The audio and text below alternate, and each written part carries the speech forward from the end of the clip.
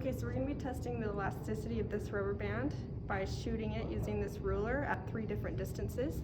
We're going to see how those distances compare. First, we're going to pull it back to 6 inches, which is about there. And we're going to do that about 4 times. We'll do the same thing with 5 inches and 4 inches and take the average of those distances and see how they compare to one another. So first, we have this mark on the floor so that I know I'm shooting it from the same distance every time. We'll pull it back to 6 and see where it goes. So just land it over here. I'm going to leave it there because I'm going to measure that one. So I went pretty far.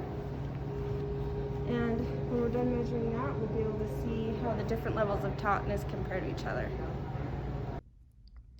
So here are the measurements we got from pulling it back at 6, 5, and 4 inches. I wrote down each measurement in feet as I was initially doing it, and then transferred each of these, or converted them each to just inches. So these measurements right here are all inches.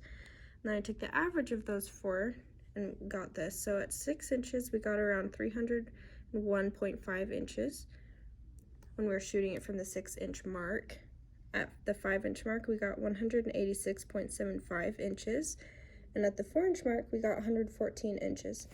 So we can see here that as we changed where we shot it from, the further back the rubber band was being pulled, the higher or further the rubber band was able to go.